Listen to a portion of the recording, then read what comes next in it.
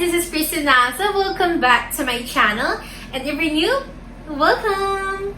So in today's episode, I'll be testing an eyelash curler with a comb. Very interesting. I got this from Shopee at zyling.ph for only 47 pesos. So in today's video, I'll be sharing with you guys and I'll be showing you guys yung difference ng eyelash curler na ginagamit natin compared dito sa bagong eyelash curler with a comb. So, wala nang paligoy-ligoy pa. Let's get on the video!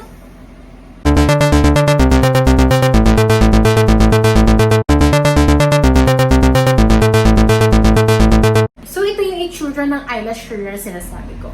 Meron siya ditong bristles. And this eyelash curler is made out of stainless steel and plastic. As you can see here, itong bristles na to is made out of plastic. So, here is silicone and meron siyang naka-attach dito, plastic bristles. I'll be putting the zyling.ph link here sa description box so you could check them out.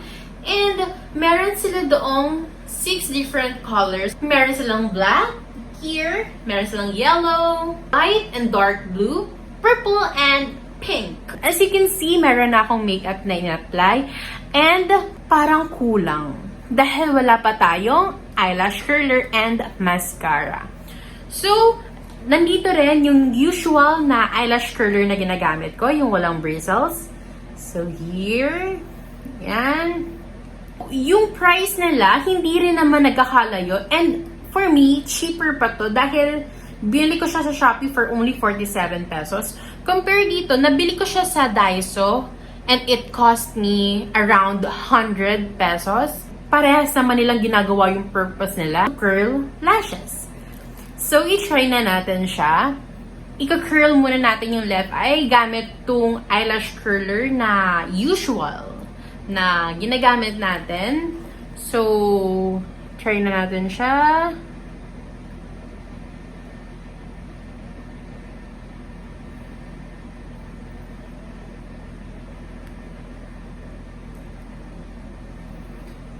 There. And dito naman sa right side ko, yung eyelash curler with a comb.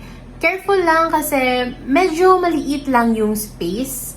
I mean, hindi enough yung opening niya para ma-insert yung eyelash. Mas challenging siya kapag ipapasok natin yung eyelash natin. So, careful lang. And there. So, yan, na-eyelash curl na natin sila parehas. And as you can see, mas mataas yung pagka-curl ng eyelash ko here compared dito sa usual. Lagyan natin siya ng mascara para mas makita natin. I'm using the Maybelline Hyper Curl Waterproof.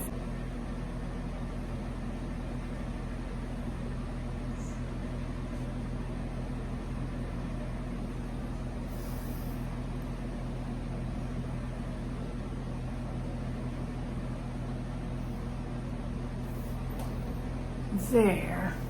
Kung mapapansin nyo, mahaba na talaga yung eyelash ko. And compare dito, yung eyelash natin here is para siyang convex na paganyan. And compare dito sa atin is convex siya with a little edge, like pataas na ganyan and biglang taas na ganon. Did you get what I mean? So, good thing and bad thing naman sa product nito is, bad thing kasi napakaliit lang ng space para mapasok mo yung eyelash mo. And, good thing naman dito is, pwedeng i-detach yung bristles. Like this.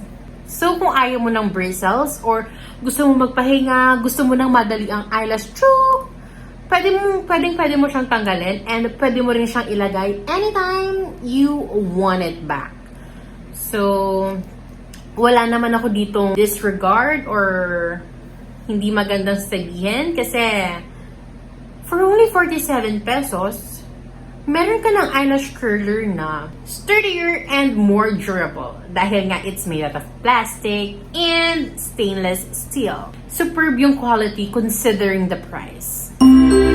Parang naka-lash lift ka na. na tig for 47 pesos. Aba, panalo! Well, although yung packaging niya is literal na naka-wrap and wala sa box, I would still be giving this a 5-star and recommending this product. Showing off my eyelashes.